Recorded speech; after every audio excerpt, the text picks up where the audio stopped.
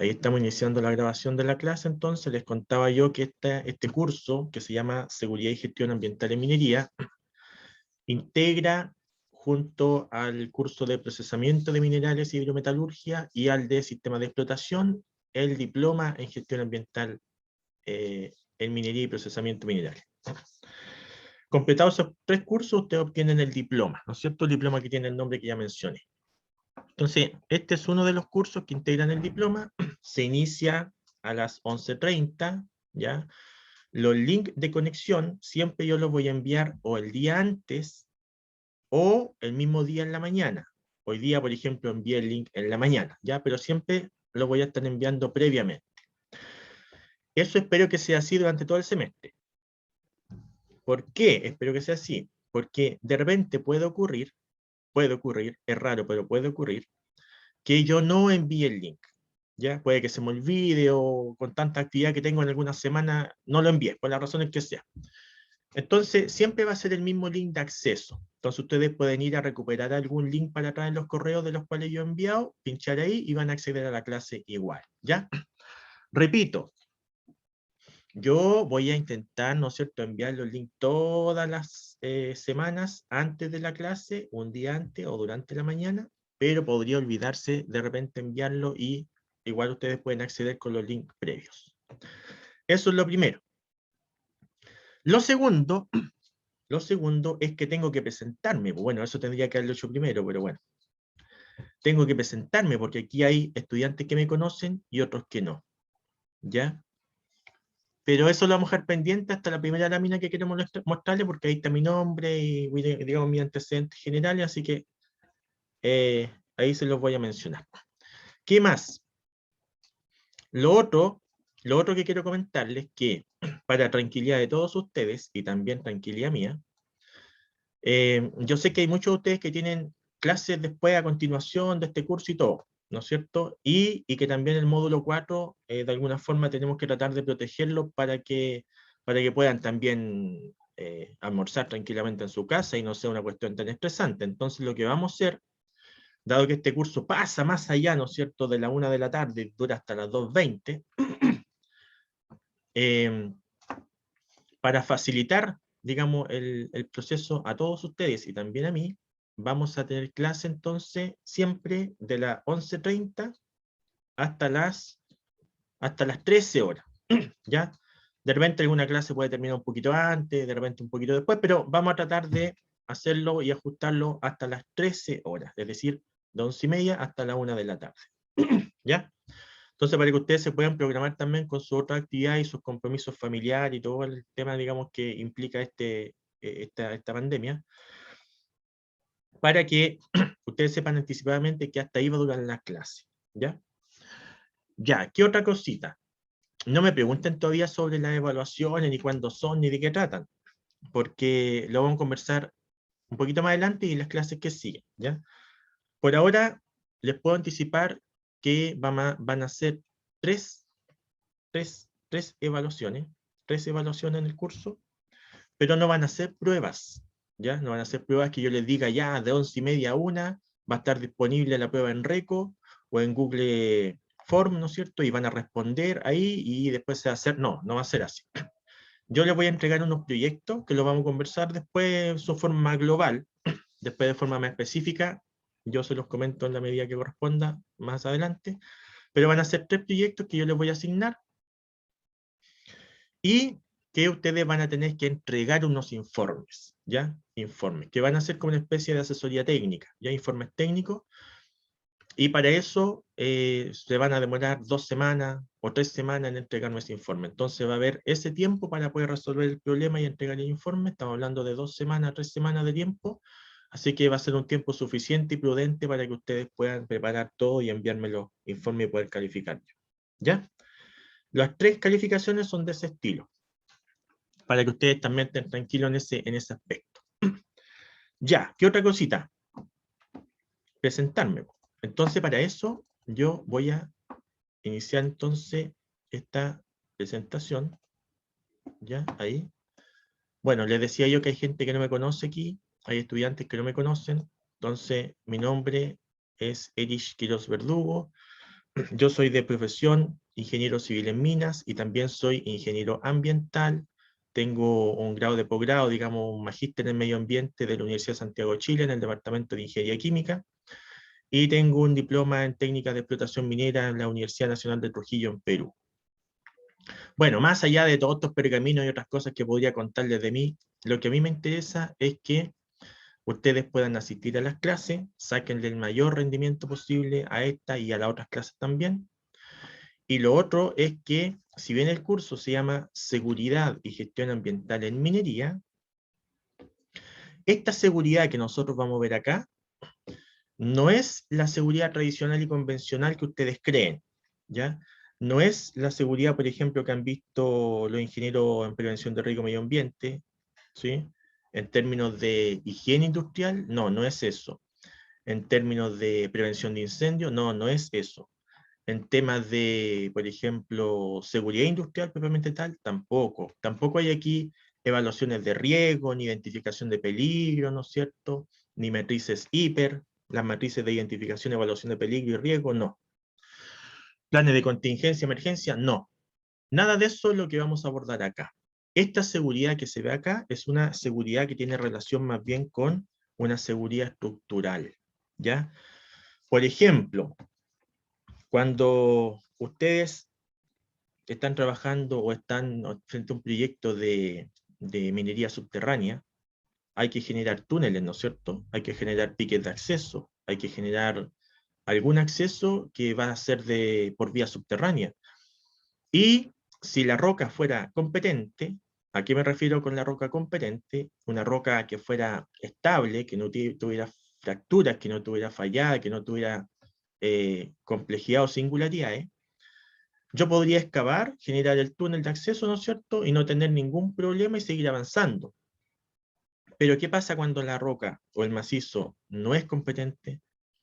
O sea, cuando está fallado, cuando tiene muchas fracturas, cuando tiene discontinuidades, cuando está compuesto por distintos materiales, está el riesgo permanente, ¿no es cierto?, de que esa caja es el techo de la mina, del pique que ustedes están construyendo de acceso, pueda colapsar, pueda caer, ¿sí? Pueda caer un planchón de roca, pueda existir un estallido de roca, puede existir una deformación de esa estructura y puede caer entonces todo ese macizo sobre ese túnel de acceso que están construyendo y puede generar daño a las personas, pero también daño a la infraestructura y paralización de las obras, por supuesto. Eso también genera un problema desde el punto de vista de la producción.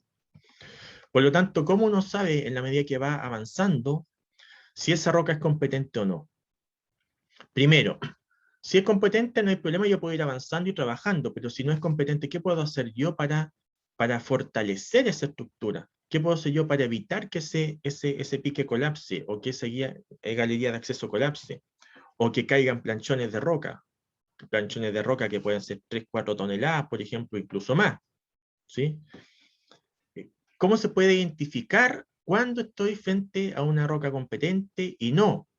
Hay ciertas orientaciones, ciertos indicios para que uno mirando la estructura, también esto tiene que ver con conocimiento, pero también con experiencia, mirando la estructura uno puede indicar qué debilidades existen en esos planos, qué debilidades existen en ese sistema, y poder recomendar alguna forma de estabilización, lo que se conoce fortificación de mina, ¿ya?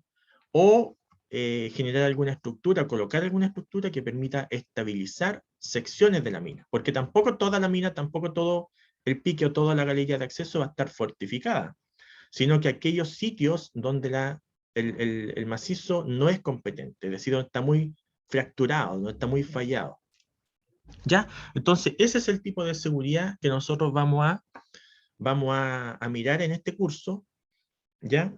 Y no la otra seguridad que yo les decía de higiene, de riesgo, de peligro, de matrices, de seguridad industrial, de salud ocupacional. No, esa no. No es esa área la que vamos a ver acá, porque eso ustedes seguramente lo han abordado y lo han visto en otros cursos. Pero este es un área, digamos, que ustedes quizá no conocen y que es importante abordar. Sebastián. Cuando usted habla como el tema de seguridad de fortificación son como los métodos que nosotros estructuralmente debemos realizar en el túnel, como los tipos de perno, la acuñadura, ese Claro, tipo de métodos. claro, cuando uno habla de fortificación, son elementos que yo coloco en la mina que permiten ayudar a mantener la estabilidad de la mina. ¿Ya? Y hay distintos métodos. Hay unos más complejos que otros, pero también hay métodos activos y métodos pasivos. Los métodos activos son, por ejemplo, ya, vámonos a lo más drástico, colocar arcos de acero. ¿Sí? Son arcos de acero que se colocan en el acceso a la mina o en todos aquellos sitios donde está debilitada la mina y hay que sostener. ¿Sí? Y eso permite lograr una estabilidad. Pero también hay otros métodos, bueno, tú lo mencionaste, también hay otros que son, por ejemplo, pernos de anclaje, ¿ya? Mallas, aplicación de cemento proyectado, ¿no es cierto? Hormigón proyectado.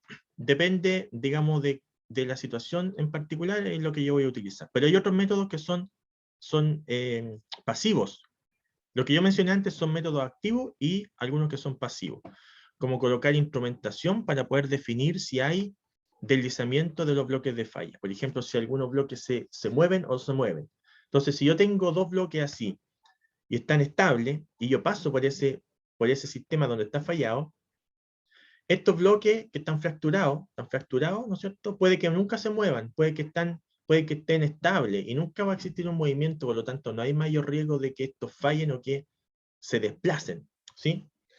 Pero, pero también ocurre que yo necesito asegurarme de esa situación, entonces tengo que colocar ahí el instrumental que me permita medir los desplazamientos. Entonces, si ese desplazamiento siempre es cero a lo largo de los meses, ¿no es cierto? Implica que estos bloques, aunque están fracturados, están estables, ¿sí? No se están moviendo, pero si estos bloques comienzan a moverse, aunque sea 1 milímetro en 6 meses, 1 milímetro en 6 meses, implica que tienen actividad.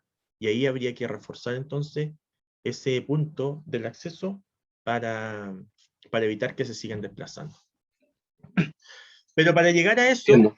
sí, ok, pero para llegar a eso, nosotros no podemos decir al tiro, ya voy a colocar un arco de acero, o voy a colocar pernos de anclaje, o voy a colocar una malla, ¿en función de qué? O sea, ¿cuál es el criterio para seleccionar uno u otro? Porque eso son distintos niveles de seguridad que uno va otorgando, y también distintos costos, y también distintos tiempos que implica colocar cada uno de estos elementos.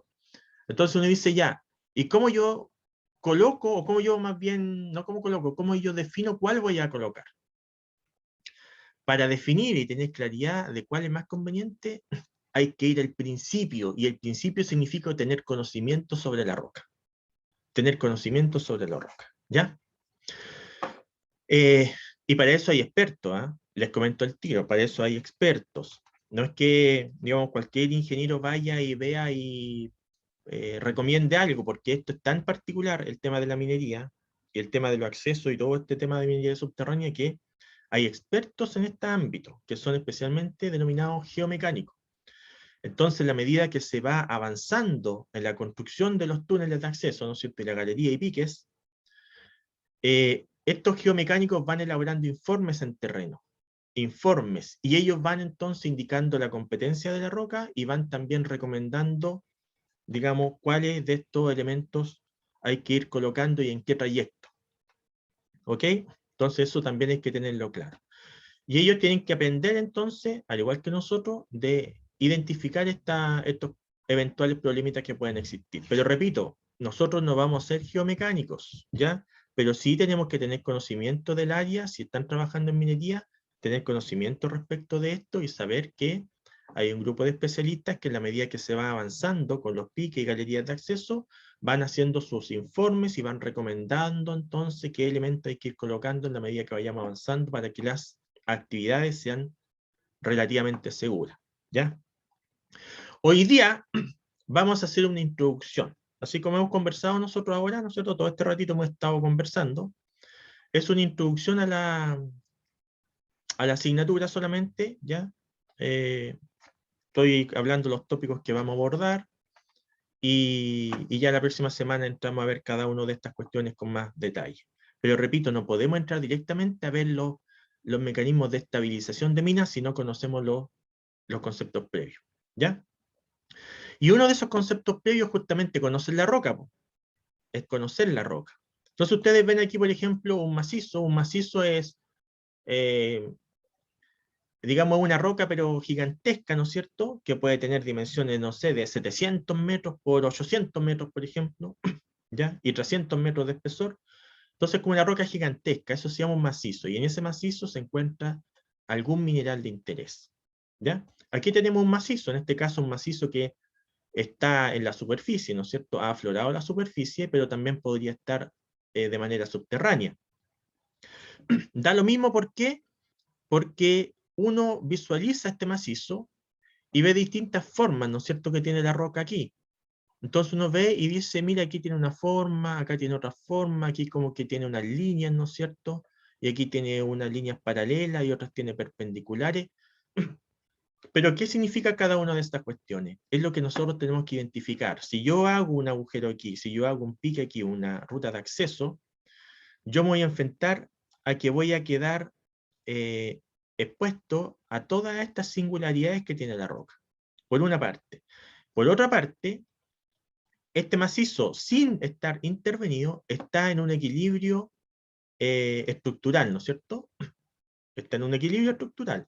¿Y qué pasa si yo perforo esto, le hago un túnel aquí, ¿no es cierto?, una galería de acceso por 50 metros, 60 metros, 80 metros y sigo perforando el interior del macizo, empiezo a generar inestabilidades estructurales.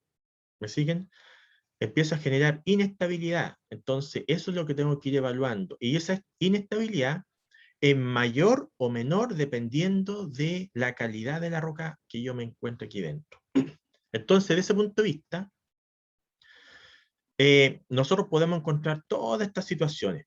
Básicamente 5 situaciones en la medida que yo voy avanzando en la perforación de este macizo. El escenario más favorable, o sea, lo mejor sería que yo tuviera una roca intacta, ¿ya? Es decir, una roca homogénea, que no tuviera ninguna falla, ningún problema, ninguna discontinuidad. Eso es raro obtenerlo, ¿sí? O si ustedes lo tienen por algunos trayectos solamente, pero es una de las posibilidades, tener roca intacta. La otra posibilidad es que exista una discontinuidad, es decir, una falla, una fractura ahí. A eso se refiere. Después estas cositas las vamos a ir mirando cada una en detalle, ¿ya? Para que no se asusten. Solamente estoy haciendo una introducción a la asignatura. Después se va complejizando la situación porque ya la roca está más fallada, podemos tener 2 discontinuidades, por ejemplo, sí, 2 fracturas, sí, digo bien, 2 fracturas de la corteza, ¿no es cierto?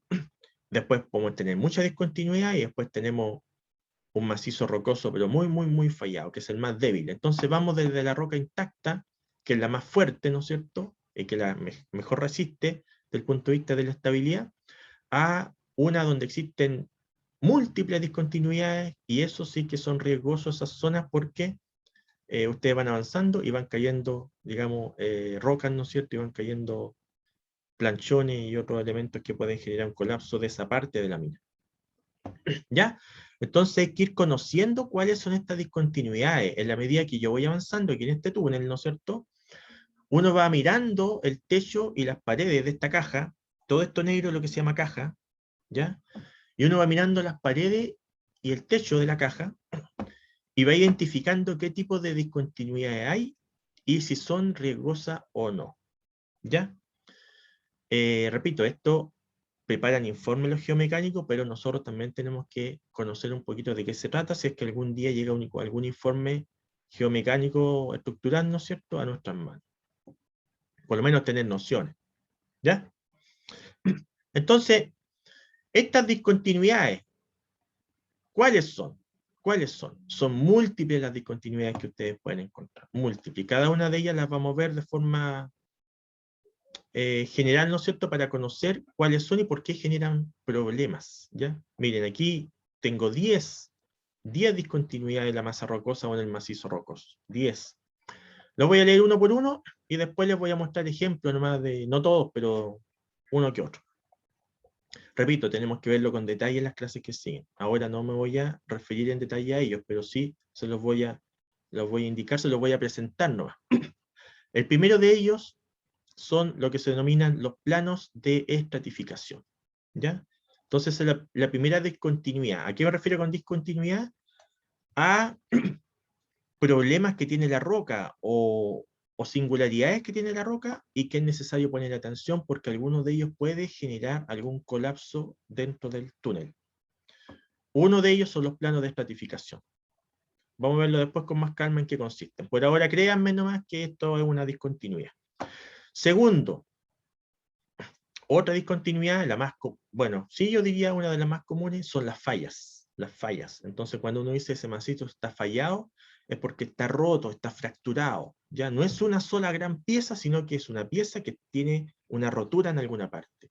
Y cuando ese macizo está fallado, se divide entonces en bloques ese macizo y uno de esos podría ceder. ¿Ya? Uno de esos podría ceder. Después tenemos las zonas de corte, que es otra discontinuidad del macizo rocoso. Tenemos otras singularidades que se llaman las diaclasas. Después tenemos los planos de foliación o equistosidad. Tenemos contactos litológicos, tenemos venillas, tenemos pliegues, ¿sí? Sinclinal o anticlinal. Tenemos diques, tenemos chimeneas o cuellos volcánicos. Todo esto lo vamos a ver con calma nosotros para que ustedes vayan identificando entonces en un acceso y puedan decir, oye, mira, aquí hay una falla, o aquí hay una diaclasa, o esto es complejo porque hay un plano de estratificación, por ejemplo. ¿Ya? Solamente lo nombro ahora, repito, lo vamos a ver con más calma en la clase que corresponde a partir de la clase siguiente.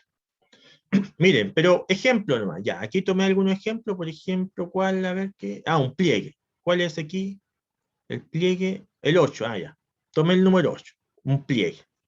Si ustedes se fijan, los pliegues no es otra cosa que lo que ustedes ven aquí. Aquí hay pliegues, ¿ven? Aquí hay un corte transversal de una estructura que está aflorada en la superficie, ¿ven? Y que este corte se hizo porque se construyó una carretera, ¿ya? Se construyó con una carretera. Pero esto también puede estar 50 metros en profundidad, 80 metros en profundidad, y si ustedes se topan en una medida subterránea con estos pliegues, aquí hay un riesgo inminente de colapso y por lo tanto hay que colocar ahí elementos de soporte, fortificación. Entonces, nos da lo mismo, si ustedes se fijan aquí, hay un pliegue que se denomina anticlinal, que está curvado hacia arriba, ¿ven? Esto se llama anticlinal. Y el que está curvado hacia abajo se llama sinclinal, sinclinal. Entonces, nos da lo mismo hacer una ruta de acceso aquí en un pliegue anticlinal que en la zona del pliegue sinclinal. No da lo mismo, desde el punto de vista estructural, es muy, muy, muy riesgoso iniciar obras, ¿no es cierto?, de un pique o galería de acceso en un pliegue sinclinal.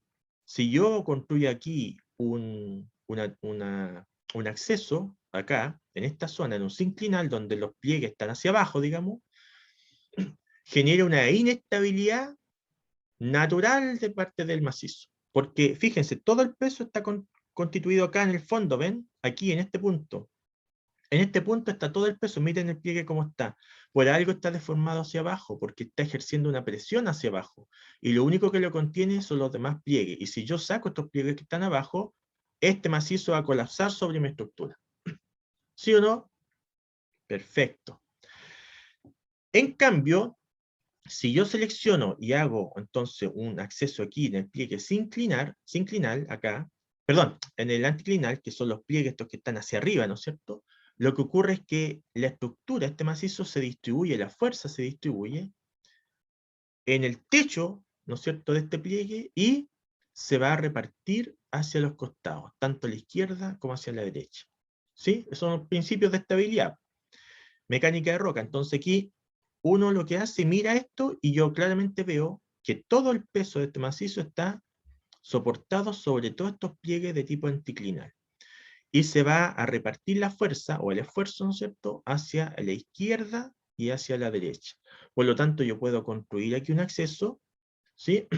Y el esfuerzo del macizo no va a estar concentrado en un solo punto como lo que pasaba en el sinclinal, sino que ahora está concentrado en todo el pliegue anticlinal, se distribuye hacia los costados, ¿ven?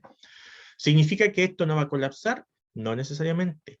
Puede igual colapsar, pero los colapsos van a ser parciales, ¿sí? Por lo tanto, igual aquí tengo que colocar elementos estructurales que permiten fortificar este acceso, pero son de menor magnitud.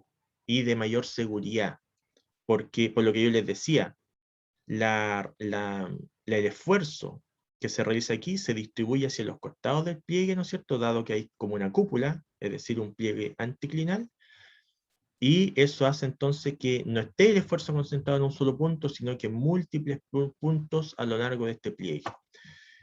Cosa que no ocurría en el sinclinal. Acá en el sinclinal todo el esfuerzo está concentrado en un solo punto, ¿ven? Y no hay repartición, o no hay repartija, o no hay distribución de ese esfuerzo. Está concentrado en un solo punto. Yo hago un agujero aquí y el cerro se me viene abajo.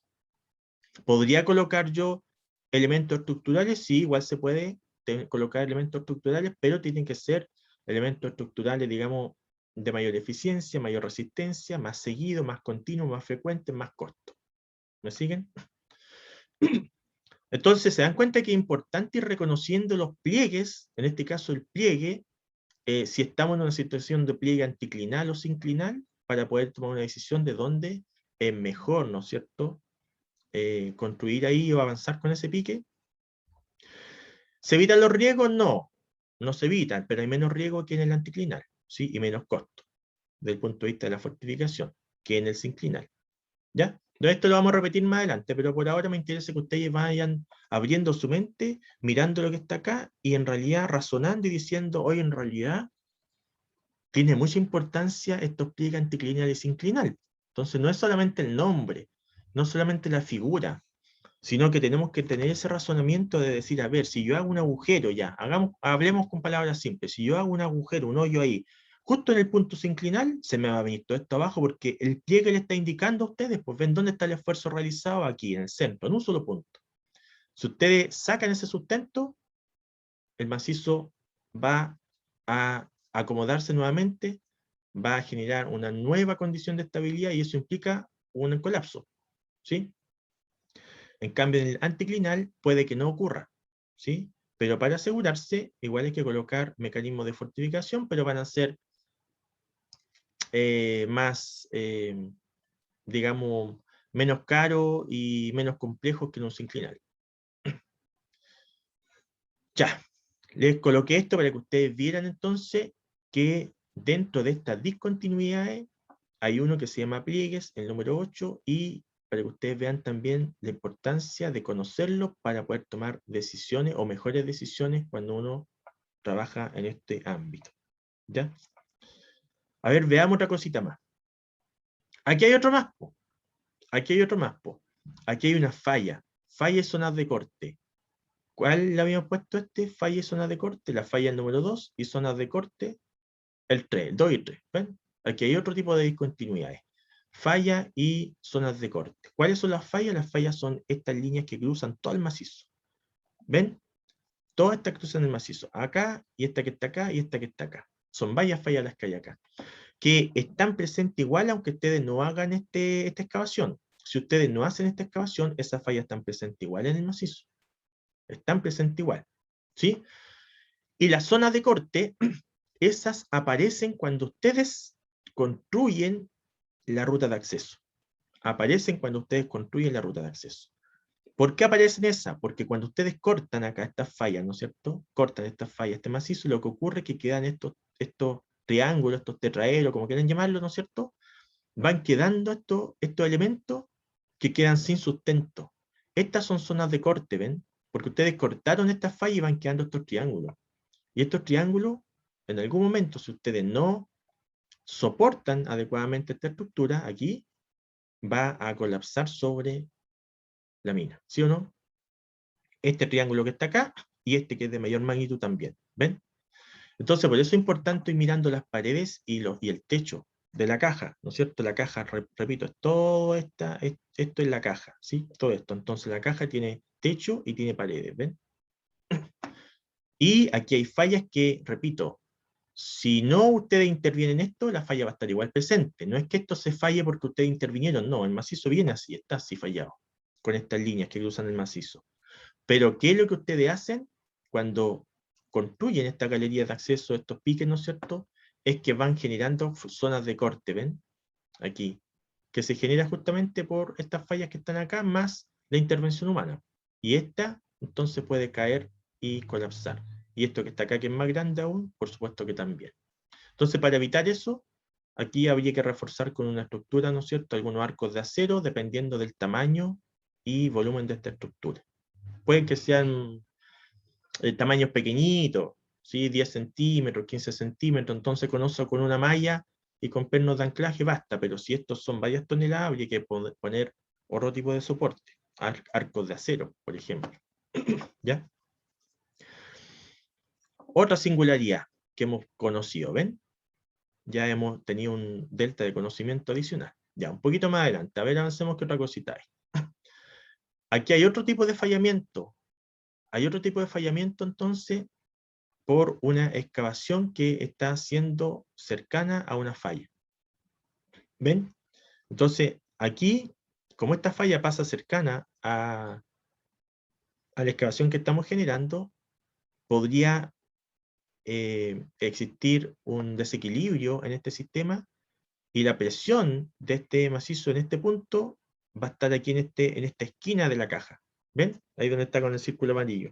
Y esto podría colapsar también al interior. Entonces también estas cositas hay que irlas mirando y hay que irlas reconociendo en terreno. Estas cosas van apareciendo en terreno, entonces a la medida que se va avanzando con los frentes de trabajo, hay que ir preparando los informes, ¿no es cierto?, geomecánicos para ir tomando decisión y tomando entonces medidas para ir soportando esta estructura. Por eso les digo, estos son profesionales especialistas en geomecánica, ¿ya? O mecánica de roca. Pero nosotros igual tenemos que tener nociones generales de este tipo de situaciones para que cuando alguna vez llegue a nuestras manos algún informe de ese estilo, sepamos cómo ellos concluyen y sepamos por qué es necesario tener estos mecanismos de sostenimiento artificial. Repito, no toda la mina completa va a estar sostenida artificialmente. Hay trechos donde no es necesario, porque el macizo es competente, ¿sí? Es íntegro, no tiene ninguna falla, ninguna de estas discontinuidades. No es necesario, pero hay otras zonas donde sí es necesario, entonces nos vamos a encontrar con zonas donde no hay nada, ninguna protección, ¿no es cierto? Porque es estable esa zona, y hay otras donde hay arco, otras donde hay malla, otras donde hay chocleteo, ¿no es cierto? Es decir, hormigón proyectado, otras donde hay pernos de anclaje, y otras donde hay combinación de todas ellas. Pernos de anclaje con malla y con hormigón proyectado. Y otra zona, no sé si lo dije, donde no hay nada, solamente roca, ¿sí? Arriba, techo. Ya. Entonces, todas estas cositas que nosotros hemos visto, que son poquitas, pues sí, una introducción nomás, hay muchas más que tenemos que ver, las vamos a ver en las clases siguientes, se pueden llevar a un plano, una cartografía, por ejemplo. ¿Sí? Por ejemplo, aquí hay una cartografía, ¿sí?, de una mina donde se indica, o que se titula Zonificación geomecánica de las labores mineras. ¿Sí? Zonificación geomecánica de las labores, de los trabajos. Entonces uno ve distintos colores acá. ¿Y qué significa estos colores? A ver, miremos, por acá dice, aquí dice, a ver, el amarillo. Todas las zonas amarillas, ¿qué es lo que dice? Dice, son áreas del macizo que no requiere soporte. O ocasionalmente algún perno. ¿Ven? Entonces, toda la zona amarilla, son chiquititas, poquitas la zona amarilla, pero dice que no es necesario colocar soporte o de repente uno que otro perno por ahí, ¿no es cierto?, que va a estar indicado en su momento, pero no requiere mayor soporte. Después, toda la zona verde dice que requiere pernos. O sea, sí o sí requiere pernos. ¿Ya? De 2 metros, dice. ¿Ven? De 2 metros. 2 pulgadas y 2 metros. Entonces requiere pernos sistemáticos cada 2 metros. Entonces hay que girar una malla donde ningún perno esté alejado del otro a más de una distancia determinada. Después el C1, este que es rosado aquí. Rosado, ¿qué es? También requiere pernos sistemáticos, ¿sí? Bajo una cierta distancia uno con otro, a 1,5 metros cada uno. Después tenemos plomo acá. Plomo. Todas estas son las plomas. ¿Qué es lo que hay en el plomo? ¿Qué hay que colocar? Hay que colocar algo, ¿no? También hay que colocar pernos, pero sumarle malla de refuerzo. ¿Ven? Entonces aquí ya se están combinando. Entonces, pernos con malla. En los anteriores no necesitaban pernos con malla, solamente pernos, pero en este caso requiere pernos con malla. Entonces debe estar muy fallado ese sector y deben haber muchas caídas de rocas pequeñas, entonces la malla soporta esas rocas pequeñas que caen. Y el azul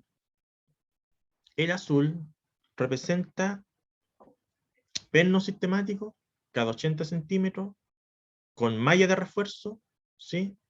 Y además sumar cinta metálica, una estructura metálica que hay que colocar ahí. Entonces aquí hay una combinación de 3 cuestiones: pernos más mallas más estructura metálica, ¿sí? Puede ser arco, ¿sí? Principalmente arco, que es como lo más utilizado, metálico. En las minas antiguas, y todavía incluso se utiliza, en las minas más artesanales, en vez de colocar arcos metálicos, se colocan madera, puntales de madera, ¿sí? Y estructuras de madera que son bastante firmes, ¿eh? Son bastante firmes, soportan grandes presiones y compresiones, así que la madera es un buen elemento. Lo que pasa es que después ha sido sustituido y cambiado por estructuras metálicas y de acero por un tema ambiental también, y de duración, ¿ya? Ya, a ver, ¿qué más tenemos por aquí? Ah, y aquí tenemos ejemplo de métodos de sostenimiento artificial, ¿ya? O fortificación. Sebastián me preguntaba, profe, ¿usted se refiere a fortificación? Bueno, aquí hay, Sebastián, entonces algunas fotografías, ¿viste? Sobre métodos artificiales de sostenimiento, ¿sí? Estos ya son métodos activos. Métodos activos de sostenimiento, en este caso son arcos de acero, ¿ven? Arcos de acero. Aquí se definió una estructura rectangular, ¿no es cierto? ¿Sí? Y en este otro caso, que es lo más común, ¿eh? Esto es lo más común, que sea como de semicircular, ¿sí? ¿Por qué lo más común? Porque aquí el esfuerzo se realiza, es como si fuera un pliegue anticlinal. El esfuerzo se realiza, o el macizo concentra en este punto y lo distribuye a lo largo del arco, ¿sí? Se distribuye a lo largo del arco. Entonces es necesario colocar estos métodos artificiales de sostenimiento para mantener la estabilidad de la mina, porque cuando yo ingreso con estos túneles voy sacando soporte al macizo y tengo un macizo gigantesco. Eso, ¿cómo se va a mantener en pie? ¿Cómo se va a mantener estable si yo no coloco algún elemento estructural que ayude a mantener la sostenibilidad y el equilibrio del mismo? Entonces se coloca esto. Ya. ¿Qué más tenemos? Ah, se me olvidó mencionar, no había leído aquí abajo, que esta es una fotografía, claro, de una mina subterránea en Perú, ¿ven? En Perú. Y acá una mina subterránea en Chile, ¿sí? Lo más común en Chile son estos arcos semicirculares, ¿eh? Es lo más común. En Perú también debería ser más seguro semicircular que esta cuestión que tienen aquí, porque este es el macizo, ¿cómo se dice? El macizo se está sosteniendo o está descansando, ¿no es cierto?, sobre directamente un punto del techo, sobre el techo, y no se distribuye hacia los costados, como en este caso. ¿Ven? Entonces, bueno, aquí van a tener que colocarlo más seguido los arcos, nomás. Van a gastar más plata, pero bueno. Ya. Eso es la primera parte que nosotros tenemos que ver.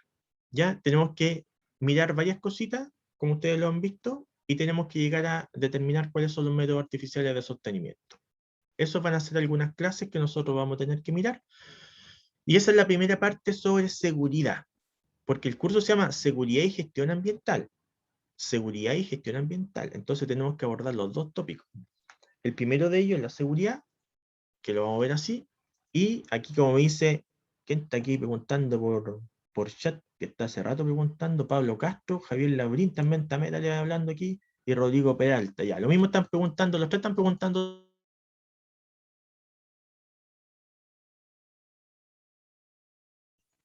Profe, se silenció. Ahí sí. Pero alcanzaron a escuchar quién estaba preguntando, ¿no? Sí, profe. Ya, era Sebastián, José y Cristian. Ya. Entonces, en el área ambiental, ¿qué es lo que vamos a ver? Veamos entonces qué es lo que vamos a ver. Vamos a ver tres cositas. Pero no son tan simples, pero son tres cositas. El primer proyecto, y aquí va la primera nota, les digo al tiro, aquí va la primera nota. Después en su momento yo les digo en qué va a consistir el detalle y toda la cuestión, pero la primera nota va aquí. Pongan atención aquí, por favor, los que están ahí distraídos, ¿Ya? Mirando tele, los que están ahí, ya. Vean aquí, por favor. Proyecto 1, pongan atención, todos, listo. Esta es la primera nota. ¿En qué consiste esta primera nota? Van a tener que ustedes van a tener que estimar emisiones atmosféricas, tanto de material particulado como de gases generados en una operación minera. ¿Ya? Es decir, va a haber excavación, va a haber transporte de material, va a haber acumulación de tierra, van a haber seguramente gases provenientes de los motores de combustión y otras cositas más, y ustedes me van a decir cuánto material particulado PM10 y PM2,5 y gases de combustión se están generando en esa operación minera, ¿ya? En esa construcción de túnel, en ese movimiento de tierra, en esa obra civil, ¿no es cierto?, en esa actividad. Eso va a ser el primer proyecto. Ustedes me van a decir cuánto, y cuando yo digo cuánto, me refiero a cuántos kilogramos por día de material particulado tamaño 10 micrómetros se están generando, ¿ya? En la preparación y limpieza del terreno, en la carga y descarga de camiones, en la acumulación de tierra, y en otras actividades más que se las vamos a definir, se las voy a definir. ¿Ya? Y esa estimación me la van a presentar en una planilla Excel. Entonces, como dijo un compañero por ahí, me dijo, profe, estamos capo en Excel, entonces yo quiero que usted haga, ojalá, alguna actividad en Excel. Entonces yo voy a tomar esa recomendación de su compañero y voy a decir, qué bueno, entonces vamos a trabajar en Excel para que ustedes hagan toda esta proyección, estimación, que al final es una modelación, y lo vamos a hacer en Excel, ¿ya? Y sobre eso va a haber un informe y lo van a entregar. Esa es la primera nota, proyecto 1. ¿Cuándo? Yo se lo voy a indicar, pero van a tener como 3 semanas para desarrollarlo. Así que con calma, no se asusten tampoco. Y yo les voy a indicar cómo se hace también, si tampoco se asusten tanto. Ya. Esto tiene relación con emisiones atmosféricas entonces. ¿Sí? Gestión ambiental en minería, emisión atmosférica. Después, en minería también hay otro tema que no solamente pasa por emisión atmosférica, sino que también pasa por los residuos industriales líquidos que se generan en una minera, en una empresa minera. Y en ese sentido van a desarrollar ustedes un segundo proyecto, que es cómo va a impactar, van a modelar ustedes la concentración de oxígeno disuelto en un río. ¿Cómo van a decirme ustedes cómo va a impactar la descarga de los residuos industriales líquidos de una planta minera en un río? Y no solamente eso, sino que me van a decir cuál va a ser la concentración de oxígeno disuelto luego de la descarga a lo largo de ese río. A lo largo de ese río. Y me van a modelar ese sistema y me van a decir si esa concentración de oxígeno disuelto está por sobre la norma de calidad ambiental o no. ¿Ya?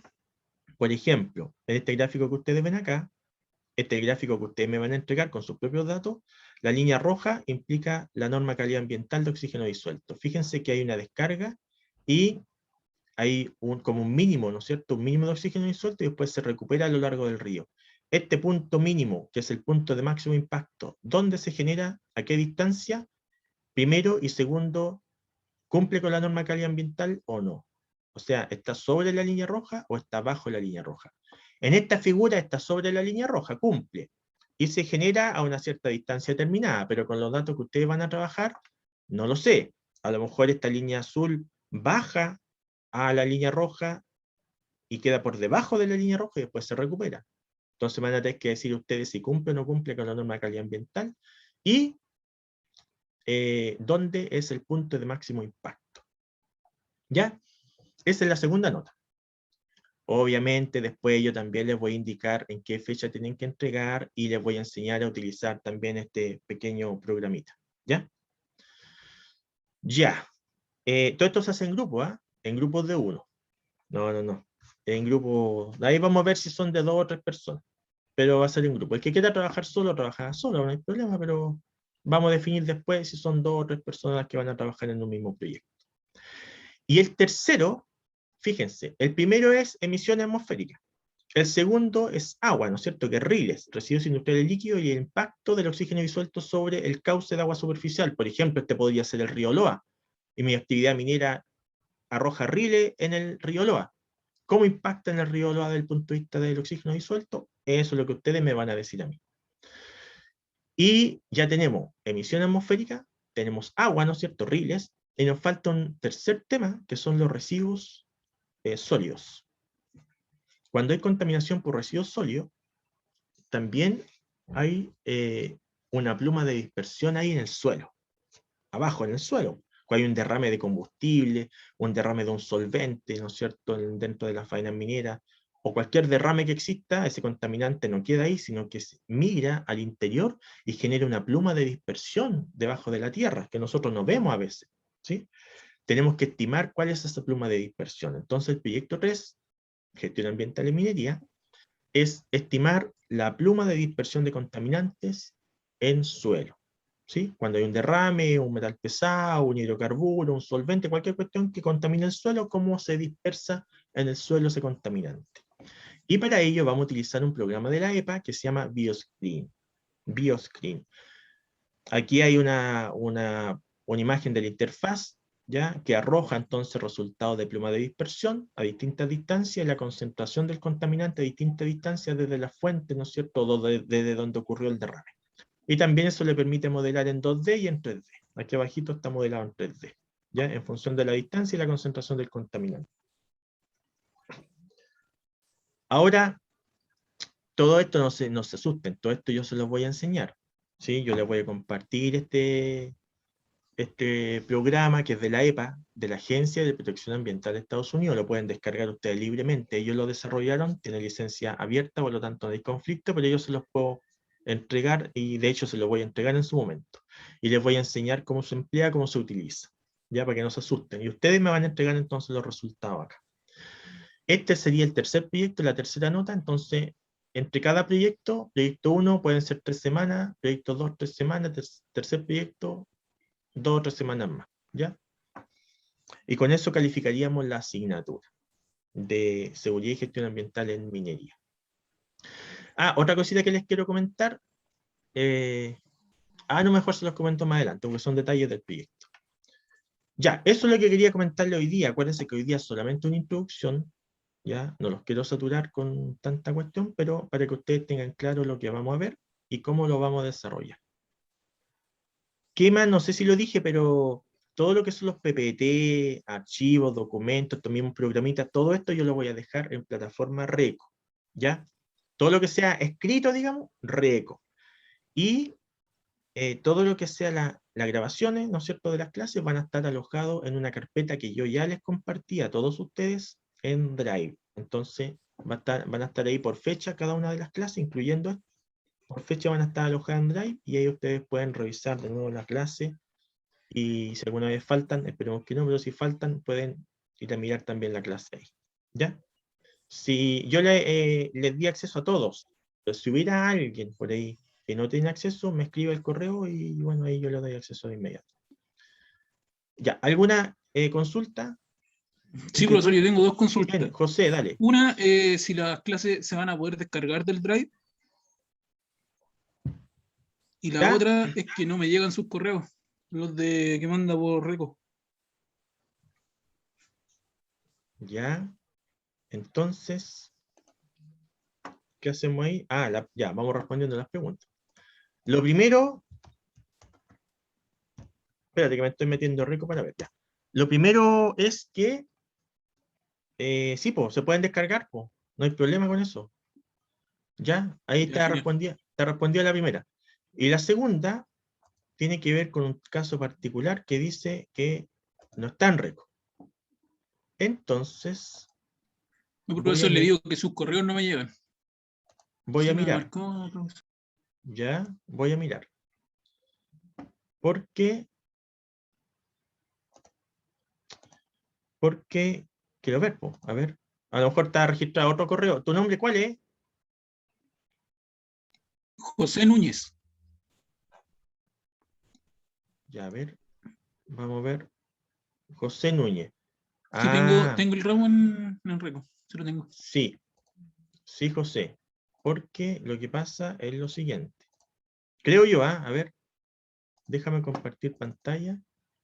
Ya, oye, todo lo demás que ya quieran retirarse, retírense nomás si es que no tienen preguntas, ya, porque aquí yo estoy mirando un tema ya más particular con José, pero nos veríamos entonces en la próxima clase a las 11:30, ¿ya?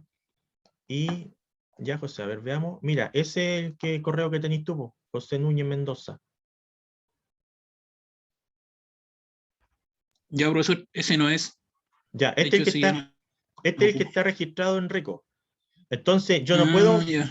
no puedo cambiarlo. Tú tendrías que solicitar a UTEM Virtual o a plataforma de RECO ahí o a CISEI, no sé qué. Debe haber algo aquí como sistema donde ustedes envíen algo y para que actualices tú tu correo.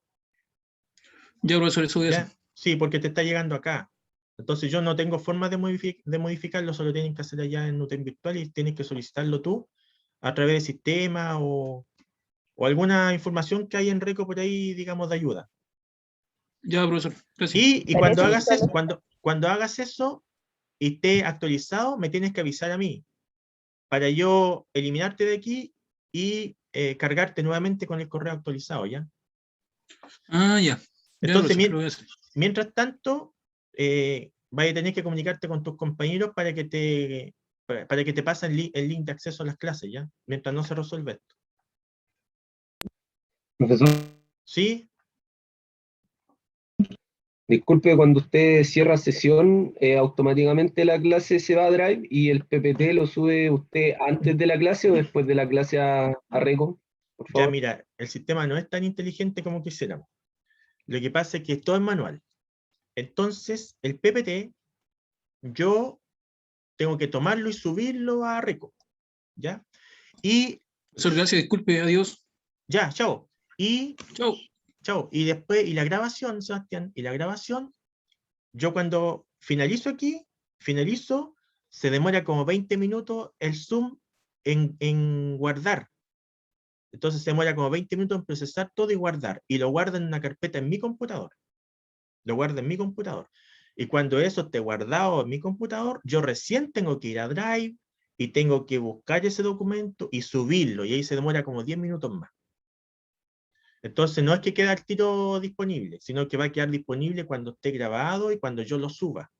Ahora, generalmente yo trato de subirlo al tiro porque si no después si dejo pasar el tiempo se me olvida, entonces trato al tiro de subir, pero al tiro yo te diría, después de cerrar la sesión, no sé, media hora o a lo mejor en la tarde, a las 3 de la tarde, pues dar la vuelta, ¿cachai? Pero así es el proceso, Ya, profe, gracias. Muy ¿ya? amable. Cuídese que esté muy bien. Ok.